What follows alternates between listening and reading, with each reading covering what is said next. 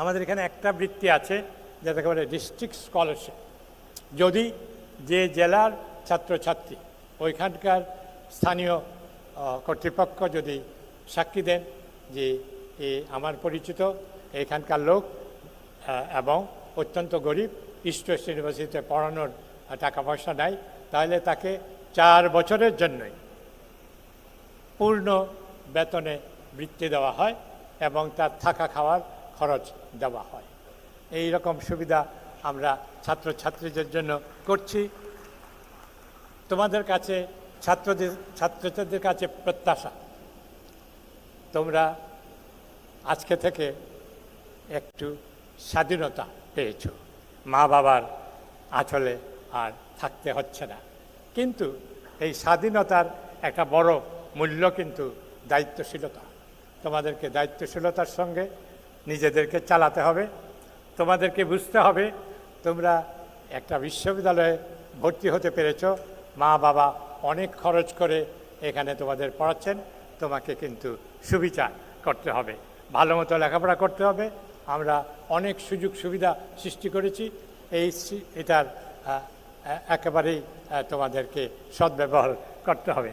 আমাদের সকলের একমাত্র ধ্যান ধারণা যে আমাদের ছেলেমেয়েরা সঠিক পথে চালিত হবে।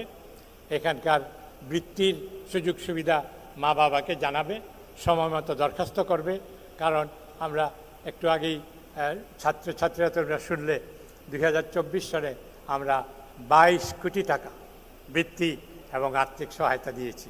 কাজেই তোমাদের হয়তো তোটা প্রয়োজন নেই, কিন্তু অনেক মা বাবা, অনেক গার্জিয়ানের একটু সহায়তা হয় যদি বৃত্তি পায়, আর্থিক সহায়তা পায়, সেই দিকে তোমরা নজর রাখবে। এখানে কোনো এক্সট্রিমিজমের কোনো জায়গা নেই।